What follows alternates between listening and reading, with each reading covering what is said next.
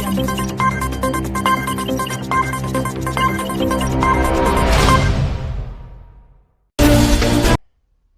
गांधी जी ने दांडी में अपनी यात्रा पूरी की तो पूरे देश, एक प्रकार से पूरा देश उठ करके खड़ा हो गया था। कश्मीर से कन्याकुमारी, अटक से कटक, पूरा हिंदुस्तान चेतनवंत हो चुका था। उस मनोभाव को याद करना, उस इच्छा शक्ति को याद करिए। इसी ललक ने, इसी एकजुटता ने भारत की आजादी की लड़ाई को सामूहिकता की शक्ति से भर दिया था। परिवर्तन का वही भाव, संकल्प में वही इच्छा शक्ति आज देश आप जैसे युवाओं से मांग रहा है। 1930 से 1947 के बीच देश में जो ज्वार उठा, जिस तरह देश का युवा आगे बढ़कर आए, एक लक्ष्य के लिए एकजुट होकर पूरी युवा पीढ़ी जुट गई। आज यही मनोभाव आपके भीतर भी अपेक्षित है। हम सबको इस भाव में जीना होगा, इस संकल्प के साथ जुड़ना होगा। उस समय देश के लोग, खास करके देश के युवा, स्वराज्य के लिए लड़े थे। आज आपको सुराज्य के लिए जी जान से जुटना है। उस समय लोग देश की आजादी के लिए मरने मिटने को तैयार थे। आज आपको देश के लिए जीने का भाव लेकर आगे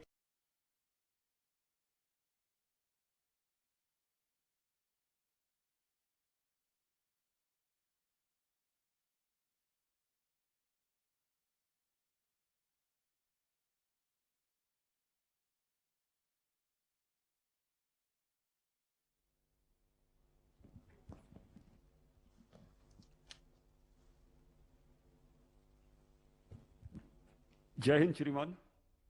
मैं अतुल करवल, निदेशक सरदार वल्लभ भाई पटेल राष्ट्रीय पुलिस अकादमी के समस्त परिवार और यहां उपस्थित सभी अधिकारियों की तरफ से आपका हार्दिक स्वागत और अभिनंदन करता हूं।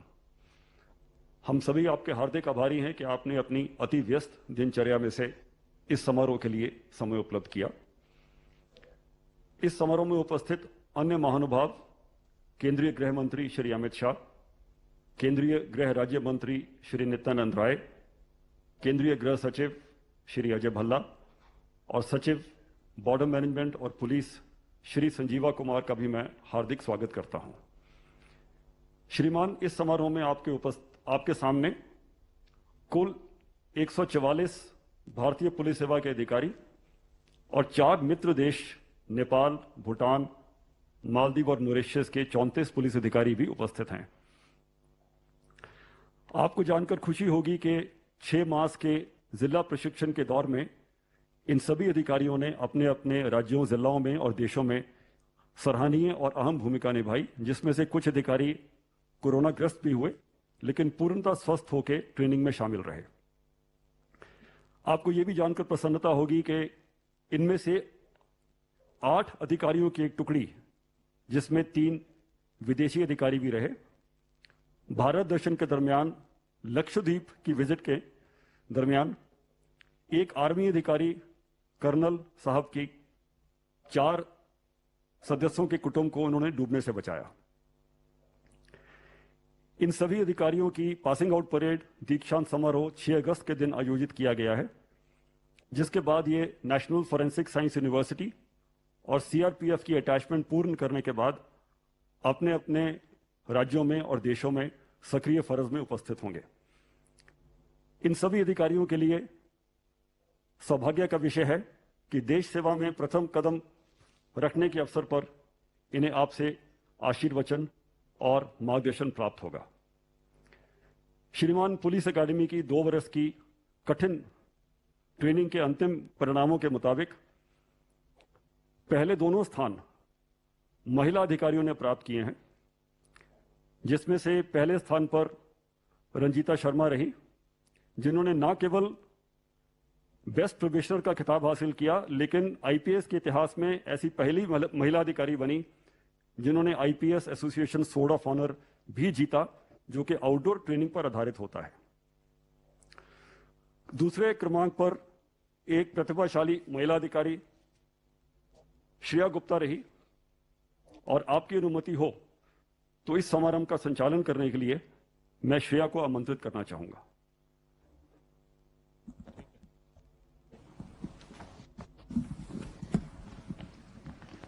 जय हिंद श्रीमान।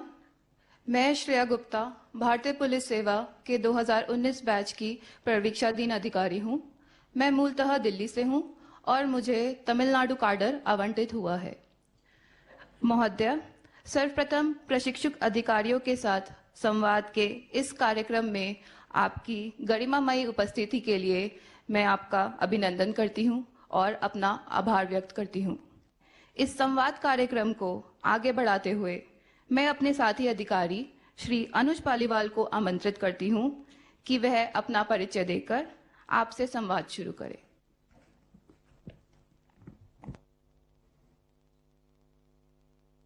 जय हिंद श्रीमान। सर, मेरा नाम अनुज पालीवाल है। मैं सर हरियाणा के पानीपत जिले से का निवासी हूं और सर मुझे केरला काडर आवंटित हुआ है। सर, मैंने अपनी ग्रेजुएशन आईआईटी रुड़की से की है। उसके पश्चात मैंने सर 2 साल एक निजी कंपनी में काम किया। सर, सबसे पहले तो श्रेया को वणक्कम।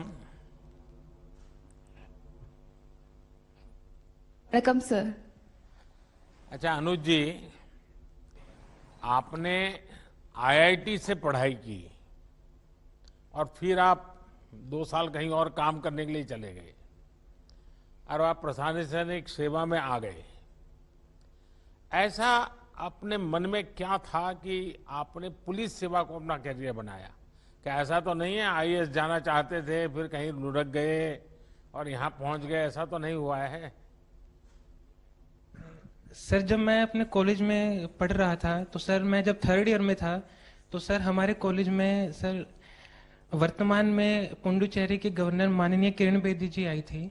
तो सर जब उन्होंने अपना सर वो वहाँ पे जो लेक्चर दिया था तो सर उससे हम बहुत लोग सर काफ़ी प्रभावित हुए थे और सर हमने सिविल सेवा की तैयारी का निश्चय किया था। सर परीक्षा देते समय सर मेरा प्रेफरेंस सर आईएएस था, दूसरा आईपीएस था। पर सर मैंने सर उसके बाद दोबारा प्रयास नहीं किया। मैं आईपीएस में सर काफ़ी खुश हूँ और सर देश की सेवा सर आईपीएस पुलिस के रूप में ही करना चाहता हूँ। अभी तो किरण जी वहाँ एलजी नहीं है, वहाँ तो अब नए एलजी हैं। अच्छा अनुज, आपका बैकग्राउंड बायोटेक्नोलॉजी का है। पुलिसिंग में क्राइम इन्वेस्टिगेशन जैसे मामलों को लेकर भी मैं समझता हूं कि आपकी पढ़ाई काम आ सकती है। आपको क्या लगता है? जी सर, बिल्कुल आ सकती है सर। आजकल सर साइंटिफिक इन्वेस्टिगेशन बहुत जरूरी है सर किसी भी केस में कन्विक्शन लाने के लिए।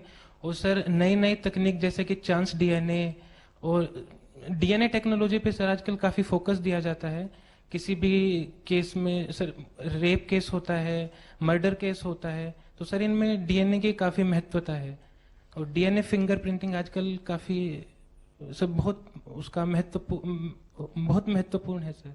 इस कोरोना काल में वैक्सीन की इतनी चर्चा हो रही है, तो आपका ये बैकग्राउंड होने के कारण उसमें भी रुचि लेकर के पढ़ाई वढ़ाई करते हो कि छोड़ दिया? सर अभी तो सर ध्यान ट्रेनिंग पे है सर। अच्छा, इसके अलावा आपकी क्या हॉबी है? सर इसके अलावा सर मुझे खेलना बहुत पसंद है सर। म्यूजिक में इंटरेस्टेड हूँ सर। म्यूजिक? जी सर। तो कहाँ बायोटेक्नोलॉजी, कहाँ म्यूजिक और कहाँ ये पुलिसिंग?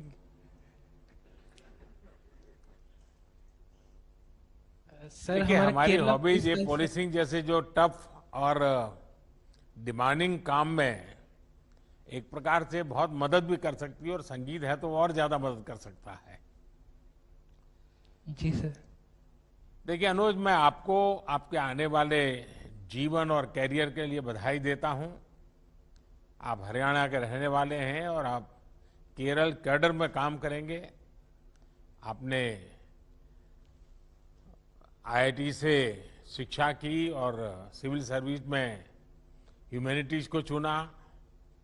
आप ऐसी सेवा में हैं जो कठोर मानी जाती है, और आपको संगीत से भी प्रेम है।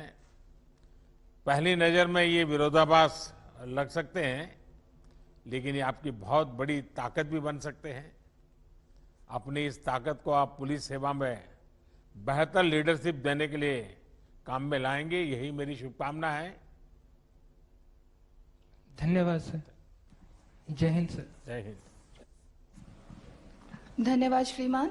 अब मैं अनुरोध करूंगी अपने साथी प्रशिक्षु अधिकारी श्री रोहन जगदीश से कि वो अपना परिचय दें और अपना आपके साथ वार्तालाप शुरू करें। जय हिंद श्रीमान, मेरा नाम रोहन जगदीश है। मैं भारतीय पुलिस सेवा 2019 बैच का प्रशिक्षु अधिकारी हूँ। मुझे कर्नाटक कैडर आवंटित हुआ है। मैं बैंगलोर का मूल निवासी हूँ और मैं बैंगलोर विश्वविद्यालय का यूनिवर्सिटी लॉ कॉलेज से लॉ डिग्री का स्नातक हूँ। मेरा पहला प्रथम पसंद भारतीय पुलिस सेवा था। इसके मुख्य कारण मेरा पिताजी थे। उन्होंने कर्नाटक राज्य के पुलिस में 37 साल का सेवा किया है। ये मेरे बहुत गर्व के बात है। तो मैंने भी उनके तरह भारतीय पुलिस सेवा में मेरा सेवा करने के लिए मैं इस सेवा का चुना हूँ। जय हिंद श्रीमान। रोहन जी, आप बंगलुरु के हैं, हिंदी भी काफी सीख ली हैं और एक लॉ ग्रेजुएट भी हैं। आपने पॉलिटिक्स और इंटरनेशनल रिलेशंस को भी अध्ययन किया है। इस ज्ञान का आप आज की पुलिस व्यवस्था में क्या रोल देखते हैं? श्रीमान, मैं जब ट्रेनिंग में ज्वाइन किया था उस टाइम पे ही मैं हिंदी सीखा है, तो मैं इसके लिए बहुत ट्रेनिंग के लिए आभारी हूँ। और मैं पॉलिटिकल साइंस और इंटरनेशनल सीखते वक्त मैं दुनिया अभी बहुत छोटे लग रहे हैं ग्लोबलाइजेशन के द्वारा, तो इसलिए हम हर तरह पुलिस एजेंसीज और दूसरे राज्यों के साथ भी इंटरपोल के द्वारा काम करने का मौका मिलेगा। तो हमारा क्राइम डिटेक्शन और इन्वेस्टिगेशन अभी साइबर क्राइम्स के द्वारा क्राइम्स सिर्फ इंडिया को ही लोकलाइज नहीं है बट इंटरनेशनल भी है। तो इस नॉलेज से रिलेशंस रखना और अन्य क्राइम्स को सॉल्व करना, international cross border terrorism, Naxalism और ड्रग्स का मामले में सॉल्व करना उपयोग होता है। श्रीमान, हम अक्सर पुलिस एकेडमी में मुश्किल फिजिकल ट्रेनिंग के बारे में सुना करते हैं। आपको जो ट्रेनिंग मिली, आपको क्या लगता है? क्योंकि आपने अपने पिताजी को देखा है, जिंदगी पूरी आपकी ये पुलिस बेड़े के बीच में ही बीती है, लेकिन आप स्वयं खुद इस ट्रेनिंग में आए, तो आपको क्या फील हो रहा है? मन में एक संतोष हो रहा है? आपके पिताजी ने जो आपसे अपेक्षाएं की होगी उसको पूरा करने के लिए क्षमताएं आपकी दिखती होगी, और आप पिताजी कंपैरिजन करते होंगे कि उनके ज़माने में ट्रेनिंग कैसी होती थी, आपके ज़माने में कैसी होती है, तो आपके दोनों के बीच में थोड़ी भिड़ंत भी होती होगी। सर, मेरे पिताजी मेरा रोल मॉडल भी है और उन्होंने कर्नाटक पुलिस में सब इंस्पेक्टर के रूप में ज्वाइन किया थे और 37 साल के बाद वो एसपी के रैंक में रिटायर भी हो चुका है सर। तो जब मैं एकेडमी पहुंचा था उन्होंने बोला था कि पुलिस ट्रेनिंग बहुत कठिन होता है और बहुत मेहनत करना पड़ेगा। तो मैं आते अंदर एक माइकल एंजेलो का एक वाक्य लिखा है सर। उसमें बोला है हम सबके अंदर एक स्टैचू ऑलरेडी है, एक शिल्प है। हम एकेडमी के द्वार उस शिल्प को एक स्टोन से निकालना पड़ता है। ऐसे ही हमारा निर्देशक सर और हमारा सब फैकल्टी हमको ट्रेन करके हमारा बेहतरीन शिल्प बनाया है। तो हम इस शिल्प लेके हमारा देश को सेवा करेंगे सर। अच्छा, इस ट्रेनिंग को और बेहतर करने के लिए क्या करना चाहिए? कोई सुझाव है मन में? सर, अभी ऑलरेडी बहुत बेहतर है। मैं पहले सुना है कि बहुत कठिन था। अब हमारा नया निर्देशक आने के बाद और सब चेंजेस हो चुका है और हमारे सोच रखकर ही ट्रेनिंग कर रहा है और हमको इंटरनेशनल स्टैंडर्ड्स पर ट्रेनिंग कर रहा है, तो मैं बहुत खुश हूँ इस ट्रेनिंग से।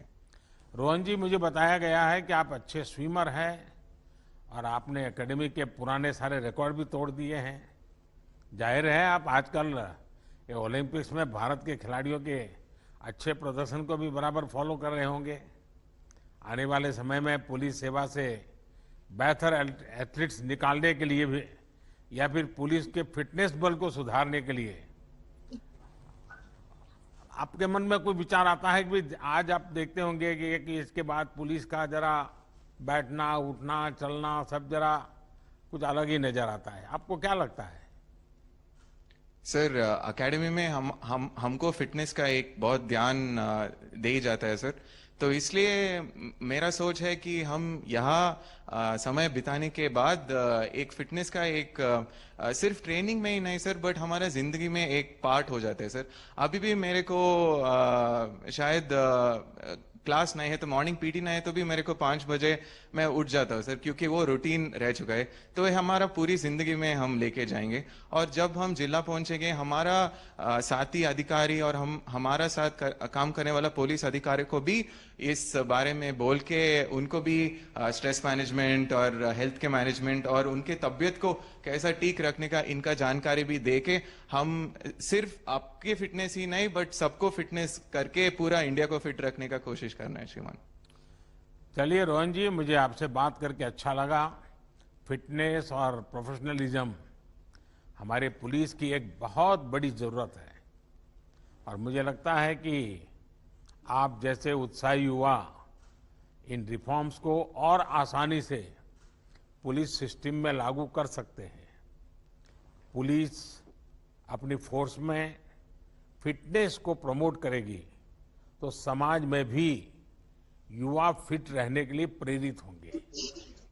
मेरी आपको बहुत शुभकामनाएं हैं। जय हिंद श्रीमान। धन्यवाद श्रीमान। इसी श्रृंखला को बढ़ाते हुए अब मैं आमंत्रित करती हूँ श्री गौरव राम प्रवेश राय को कि वह आपके समक्ष अपना परिचय रखें और संवाद करें। जय हिंद सर, मेरा नाम गौरव राय है।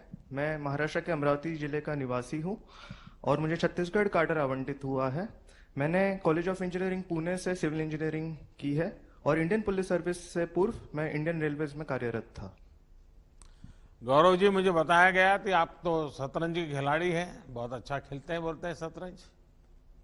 जी सर। अच्छा, शाह और मात के इस खेल में ये भी तय है कि आपको जीतना ही जीतना है। वैसे आपने सोचा कभी कि अपराधियों को काबू करने में आपका शतरंज का ज्ञान क्या काम आ सकता है?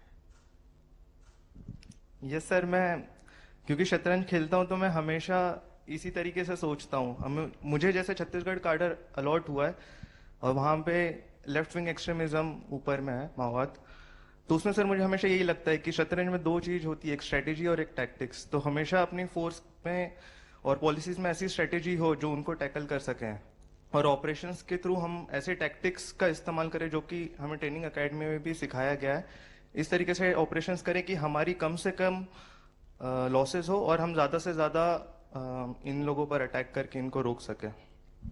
गौरव जी, आपने बताया कि आपका कैडर छत्तीसगढ़ अलॉट हुआ है और वहाँ की स्थिति के विषय में आपने उल्लेख किया, वहाँ लेफ्ट विंग एक्सट्रीमिज्म की स्थिति भी है और आप उससे परिचित भी हैं। ऐसे में आपकी भूमिका और भी अहम है। आपको कानून व्यवस्था के साथ साथ जनजातीय क्षेत्रों में विकास और सोशल कनेक्ट को भी सपोर्ट करना है। आपने इसके लिए जब अमरावती में थे तो आपको उसका कोई अनुभव है क्या, कुछ स्कूल लाइफ में, कॉलेज लाइफ में? क्योंकि ये एक क्षेत्र ऐसा है जहां इन चीजों की भी बहुत जरूरत पड़ती है। यस सर, भारतीय सरकार की जो 2 तरफा रणनीति है विकास की और सिक्योरिटी पॉइंट ऑफ व्यू से, तो क्योंकि सर मैं कॉलेज में था तो मैं सिविल इंजीनियर हूँ, तो मैं ये समझता हूँ कि मैं नक्सल लेफ्ट विंग एक्सट्रीमिज्म को खत्म करने के लिए विकास ही एक रास्ता है, और विकास के लिए सबसे पहले अगर हम सोचते तो हमारे दिमाग में रोड, रेलवेज, घर, बेसिक सिविल फैसिलिटीज आती है। तो मैं ये समझता हूँ कि अगर मैं सिविल इंजीनियर हूँ तो मैं अपने इस नॉलेज का अच्छे से उपयोग कर पाऊंगा छत्तीसगढ़ में। आप गढ़चिरौली विषय में भी काफी कुछ स्टडी करते होंगे, महाराष्ट्र के हैं तो। ये सर उसके बारे में भी मालूम है, पढ़ा है। गौरव जी, आप जैसे युवा अफसरों पर बहुत बड़ी जिम्मेदारी है। साइबर फ्रॉड्स हो या फिर हिंसा के रास्ते पर गए युवाओं को मुख्य धारा में लाना हो, बीते सालों में बहुत परिश्रम करके माओवादी हिंसा को हम सीमित कर रहे हैं। आज जनजातीय क्षेत्रों में विकास और विश्वास के नए सेतु बनाए जा रहे हैं। मुझे विश्वास है कि आप जैसी युवा लीडरशिप इस काम को तेजी से आगे बढ़ाएगी। मेरी आपको बहुत शुभकामनाएं हैं। धन्यवाद सर, जय हिंद। श्रीमान, आपका बहुत धन्यवाद। अब मैं आमंत्रित करना चाहूंगी सुश्री रंजीता शर्मा को कि वह आपके समक्ष अपना परिचय रखें और अपने विचार व्यक्त करें। जय हिंद सर, मेरा नाम रंजीता है। मैं हरियाणा से हूं और मुझे राजस्थान काडर एलोकेट हुआ है। सर, मेरी डिस्ट्रिक्ट प्रैक्टिकल ट्रेनिंग के दौरान शुरुआत में ही एक अति विषम लॉ एंड ऑर्डर सिचुएशन का ज़िले में सामना करना पड़ा। सर, इस दौरान मुझे संयम के, स्पेशली पुलिस फोर्सेस में संयम के महत्व का ज्ञान हुआ। सर, क्योंकि लगभग सभी तरह के आंतरिक सुरक्षा के मामले हों या लॉ एंड ऑर्डर की सिचुएशन हो, वहाँ पर हम अपने ही देश के नागरिकों का सामना कर रहे होते हैं, और इस परिस्थिति में ये ज़रूरी हो जाता है, अति आवश्यक है कि हम संयम बरतें। और जैसा कि सर हमारी अकादमी में भी काफ़ी जगह हम ये पढ़ते हैं कि सरदार पटेल जी ने आईपीएस प्रोबेशनर्स और आईपीएस अधिकारियों को संबोधित करते हुए कहा था कि अगर कोई, जिस क्षण एक पुलिस अधिकारी अपना संयम खो देता है, उसी क्षण वो एक पुलिस अधिकारी नहीं रहता। तो सर, और इस ट्रेनिंग के दौरान सर, चाहे वो अकादमी में हो या चाहे वो ज़िले की जो व्यवहारिक प्रशिक्षण था उसके दौरान हो, ये लगातार एहसास होता रहा कि जो पुलिस के आदर्श हैं, जो मूल्य हैं, जैसे कि धैर्य हो, संयम हो या साहस हो, उसका सर मुझे लगातार आभास होता रहा। रंजीता जी, आपने ट्रेनिंग के दौरान जो भी उपलब्धियां हासिल की हैं, उनके लिए आपको बहुत बहुत बधाई। और अभी अतुल जी आपका वर्णन भी कर रहे थे। आपके बारे पढ़ और सुन रहा था तो लगा कि आपने हर जगह अपना सिक्का जमाया है। आपने जो कुछ भी हासिल किया है उसे आपके घर, गांव, अड़ोस पड़ोस में अब बेटियों को लेकर बदलाव दिखता है या नहीं? क्या अनुभव आता है? सर, प्रथम धन्यवाद सर। सर, आसपास जो परिवार है, परिवारगण है, मित्रगण है, समाज है, सर हमारे जैसे ही सिलेक्शन के बाद में पता चला कि सिलेक्शन हुआ है, तो विभिन्न वर्गों से सर कॉल्स आए कि आप आइए और हमारे यहाँ बच्चों से बातचीत कीजिए। और उसमें विशेषतः सर जो गर्ल चाइल्ड था सर, उस पर फोकस रहा कि आप उनसे बात कीजिए, क्योंकि आप एक मोटिवेशन, एक रोल मॉडल की तरह एक्ट कर सकते हैं। सर, यही अनुभव मेरा ज़िले में भी रहा। वहाँ पर भी काफ़ी बार ऐसा अवसर आया जहाँ पर मुझे बुलाया गया कि मैं विशेषतः महिला स्टूडेंट से बात करके उनको मोटिवेट करूँ, उनको इंस्पायर करूँ। और कहीं ना कहीं सर, ये जो वर्दी है, इसमें एक आइडेंटिटी, एक पहचान तो मिलती है, और एक जिम्मेदारी और एक चुनौती का भी एहसास होता है। और अगर एक महिला को वो वर्दी में देखते हैं और इससे उनको कहीं ना कहीं थोड़ा भी मोटिवेशन और इंस्पिरेशन मिलता है सर, ये मेरे लिए असली उपलब्धि रहेगी। रंजीता जी, आपकी योग में भी बहुत रुचि है। आपने जो पढ़ाई की उससे लगता है कि आप पत्रकारिता क्षेत्र में आगे बढ़ना चाहती थी, तो फिर इस रास्ते में आप कैसे पहुंच गई? सर, यहाँ पर भी एक कहानी है। सर, मुझे लगता है कि मैंने निजी क्षेत्र में काम किया है इससे पहले लगभग 8-9 साल, परंतु सर मैं कुछ ऐसा एक काम करना चाहती थी जिसका असर मुझे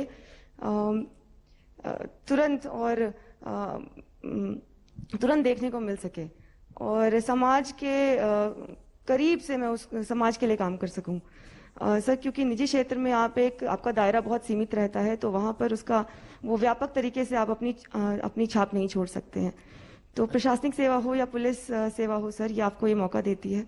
और जहाँ तक वर्दी का सवाल है सर, सो इसमें तो मुझे ये बेहद ही जिम्मेदारी और सम्मान की बात है कि मुझे भारतीय पुलिस सेवा का हिस्सा होने का अवसर मिला है। अच्छा रंजीता जी, आपने अपने लिए कोई ऐसा लक्ष्य तय किया है जो आप देश की पुलिस व्यवस्था को बेहतर बनाने के लिए जरूर अमल में लाना चाहेगी?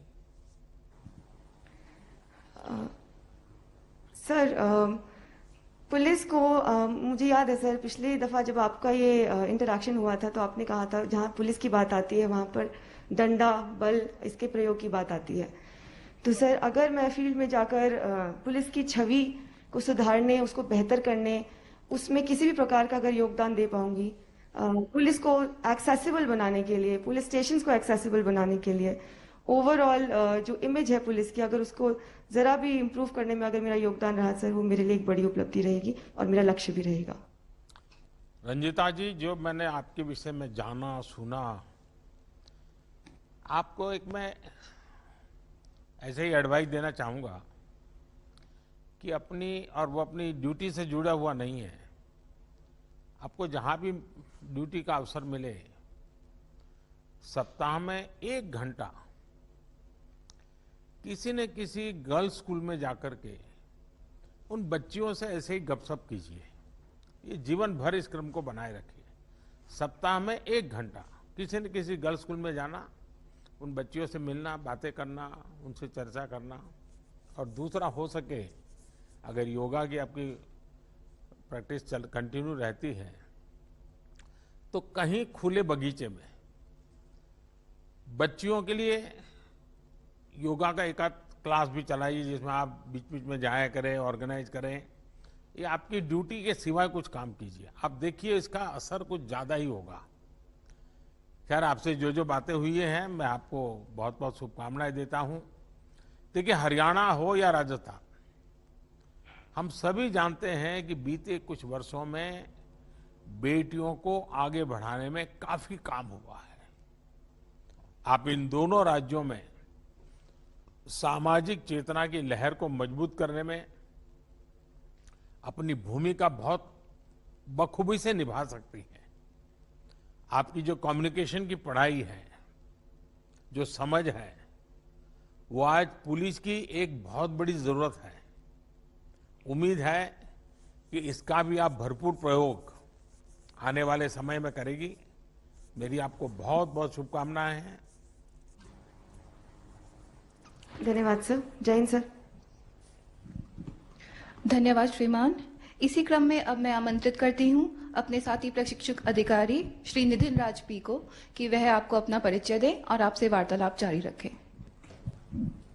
Jai Hind, sir. My name is Nidhin Raj. I am from Kasaragod district of Kerala and I was allocated to Kerala cadre, sir. Jai Hind, sir. I have been to Kerala many times. I am told that you have a keen interest in photography. Yes, sir. Which are the places that you like most in Kerala for photography? Sir, especially the Western Ghats part, sir. And I am belongs to the district of Kasaragod, and we have a lot of forts, Bekal Fort, and the parts of Western Ghats also I would like to shoot, sir. I'm told that during your training, probationers are organized into squads of 20-22 officers. What has been your experience with your squad? Sir, actually, when we are in the squad, we are realizing that we are not alone in the academy. We are supported by a lot of colleagues. And because of that, initially we were thought that because of the many of heavy outdoor activities, we won't be able to do that. That was the initial impression many of us had. But because of the support of our squad mates, we could achieve everything. Even we could thought of that we can do beyond that. Even the 40-kilometer route march or the 16-kilometer run that we did, that is all because of the support from the squad mates, sir. Nithinji, I am told that you like teaching also. Do continue to pursue this passion of yours when in service. This will Sir, I also wanted- help you develop a deep connect with people. Yes, sir, I wanted to pursue that also, sir. Like, I think for creating awareness in the society, a police officer should know how to communicate to the society. I think teaching is one of the way so with which we can communicate properly with the students and with the general public, sir. Wish you all the best. Thank you, sir. Jai Hind, sir. Jai Hind. इसी श्रृंखला को आगे बढ़ाते हुए अब मैं आमंत्रित करती हूं डॉक्टर नवजोत सिमी को कि वह महोदय के सामने अपना परिचय रखें और वार्तालाप को जारी रखें। जय हिंद श्रीमान, मेरा नाम नवजोत सिमी है। मैं पंजाब के गुरदासपुर जिले से हूं और मुझे बिहार काडर आवंटित हुआ है। सर, मैंने डेंटल सर्जरी में स्नातक की डिग्री लुधियाना से की है। मेरी डिस्ट्रिक्ट ट्रेनिंग पटना में हुई और इसी दौरान महिला पुलिस कर्मचारियों की बढ़ती संख्या, साहस और प्रेरणा से मैं काफी उत्साहित हुई। जय हिंद श्रीमान। नवजोत जी, आपने तो लोगों को दांत दर्द से राहत दिलाने के लिए दांतों की सेहत ठीक करने का जिम्मा उठाया था। ऐसे में देश के दुश्मनों के दांत खट्टे करने का रास्ता आपने क्यों चुना? सर, मैं सिविल सर्विसेज की तरफ सर मेरा झुकाव काफी पहले से ही था और सर एक डॉक्टर का काम और एक पुलिस का काम भी लोगों की पीड़ा को दूर करना ही होता है सर। तो सर मुझे लगा कि मैं सिविल सर्विसेज के माध्यम से और भी एक बड़े प्लेटफॉर्म पर रहकर लोगों की समस्याओं के समाधान में अपना योगदान दे सकती हूँ। आपने पुलिस फोर्स ज्वाइन की है तो ये सिर्फ आपके लिए ही नहीं, देश में बेटियों की नई पीढ़ी को भी प्रेरित करने वाली है। आज पुलिस में बेटियों की भागीदारी बढ़ रही है। इस पार्टिसिपेशन को बढ़ाने के लिए आपका कोई सुझाव हो या फिर आपके कोई अनुभव हो तो मैं जरूर सुनना चाहूंगा। सर, अभी हमारी डिस्ट्रिक्ट प्रैक्टिकल ट्रेनिंग के दौरान बिहार पुलिस एकेडमी राजगीर में हम लोग ट्रेनिंग में थे। सर, वहां पर विमेन कांस्टेबल्स का एक बहुत ही बड़ा बैच था। उनके साथ इंटरेक्शन करने का मुझे मौका मिला तो सर मैं इतनी ज्यादा उत्साहित हुई कि वो सब लड़कियां आगे पढ़कर बहुत कुछ बनना चाहती थी। सर, वो बहुत ज्यादा ऑलरेडी ही मोटिवेटेड थी। तो सर मुझे बहुत अच्छा लगा और मैंने ये सोचा कि जब भी मैं अपने कार्य में अपने फील्ड में जाऊंगी तो महिलाओं के लिए मैं जरूर कुछ करूंगी ताकि उनकी एजुकेशन में स्पेसिफिकली कोई कमी ना आ सके। सर, जैसा भी हो सका मैं उनके लिए जरूर कुछ करूंगी। देखिए नवजोत जी, बेटियों का ज्यादा से ज्यादा पुलिस फोर्स में आना देश के पुलिसिंग सिस्टम को मजबूत करेगा। पंजाब हो या बिहार, आप तो महान गुरु परंपरा के राज्यों को कनेक्ट कर रही हैं और गुरु तो कह गए हैं कि मैं काहू को देत नहीं, नहीं भय मानत आन। यानी सामान्य मानवी को ना तो हमें डराना है और ना किसी से डरना है। मुझे विश्वास है कि आप इसी प्रेरणा से आगे बढ़ेगी और पुलिस सेवा को और अधिक समावेशी और संवेदनशील बनाने में सफल होगी। मेरी आपको बहुत शुभकामनाएं हैं। धन्यवाद सर। जय हिंद सर। धन्यवाद श्रीमान। अब मैं निवेदन करती हूँ श्री कोमी प्रताप शिवकिशोर से कि वह अपना परिचय रखें और आपके समक्ष अपने विचार व्यक्त करें। जय हिंद श्रीमान, मेरा नाम केपीएस किशोर है और मैं आंध्रा के नेल्लोर जिले से हूँ और मुझे आंध्रा का काडर आवंटित हुआ है। सर, मेरी इंजीनियरिंग आईटी खड़गपुर में फाइनेंशियल इंजीनियरिंग और बायोटेक्नोलॉजी में बीटेक और एमटेक में कंप्लीट किया है। उसके बाद पुलिस सर्विस ज्वाइन करने के पहले मैं 4 साल boss centre for artificial intelligence में काम किया है सर। और मुझे लगता है कि टेक्नोलॉजी को अगर अच्छी तरह से हम यूज़ करेंगे, बहुत सारे पुलिस में जो चैलेंजेस है जैसे मैन पावर शॉर्टेज वगैरह है, एफिशिएंसी के चैलेंजेस है, हम बहुत अच्छी तरह से सॉल्व कर सकते हैं। प्रताप, आप फाइनेंशियल बैकग्राउंड से हैं, ऐसे में आज फाइनेंशियल फ्रॉड्स की चुनौती है। ट्रेनिंग के दौरान उससे निपटने के लिए आपको कोई इनोवेटिव आइडियाज आते हैं क्या? विचार आते होंगे मन में काफी कुछ।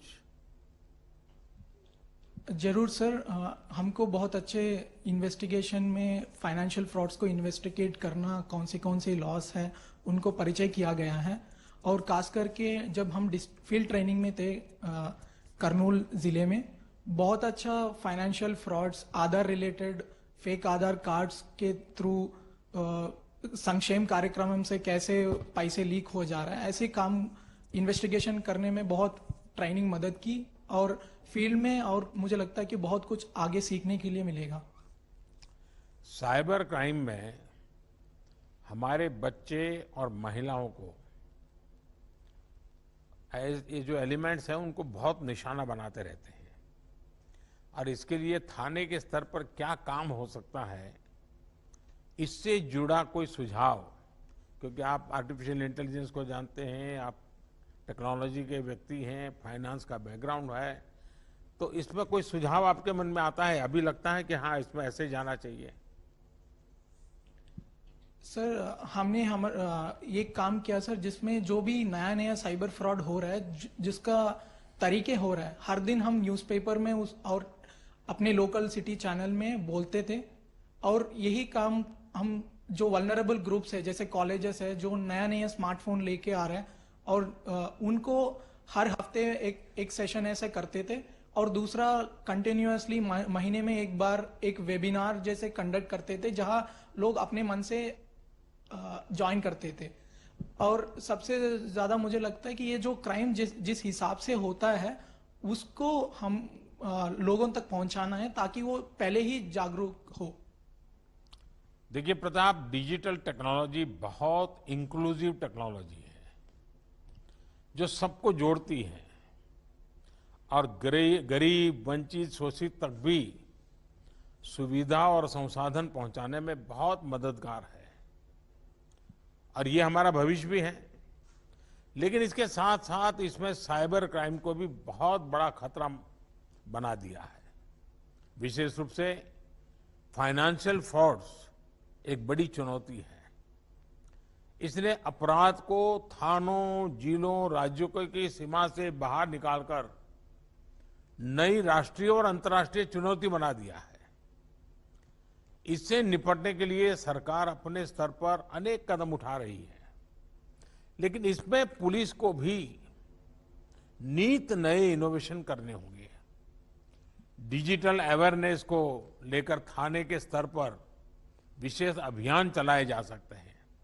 इसके अलावा मेरी आप सभी युवा अफसरों से ये आग्रह रहेगा कि आपके पास भी अगर इस विषय में कोई सुझाव हो तो आप मेरे तक जरूर पहुंचाइए, होम मिनिस्ट्री तक पहुंचाइए, क्योंकि आज ये जो यंग फोर्स हैं, जिनको इसका बैकग्राउंड होने के कारण उनके विचार इस लड़ाई में बहुत काम आ सकते हैं। चलिए प्रताप, बहुत बहुत शुभकामनाएं आपको। जय हिंद सर। धन्यवाद श्रीमान। अब मैं मित्र राष्ट्र मालदीव के पुलिस अधिकारी श्री मोहम्मद नाजिम से अनुरोध करती हूं कि वे माननीय प्रधानमंत्री जी से अपने अनुभव साझा करें। Good morning, Honorable Prime Minister, sir. I am Chief Inspector of Police Mohammad Nazim from Maldives Police Service.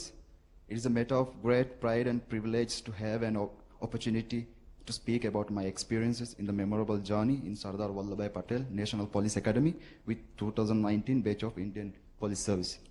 During the last 2 years of our training, our professionalism, fitness and competence as a police officer have improved tremendously. Officers from Maldives has been undergoing training in this academy since 1998. Our current Chief of Police, Mohammad Hamid, along with the most senior leaderships, are also proud alumni of this prestigious academy. Sir, the 2 years of training has enhanced our personality not only as a uniformed police officer, but also has made us better human beings. The bonhomie with Indian batchmates and other foreign batchmates is incredible, and we have enjoyed every single moment in this academy. We have made many friends with Indian officers, and we plan to remain in touch with them. we have really enjoyed the time spent here. I take this opportunity to extend our heartfelt gratitude to the Indian government for providing us with this valuable opportunity. Thank you, sir. Jai Hind. Najeem, what do you find common between India and Maldives? Sir, culture is and food is very similar to us.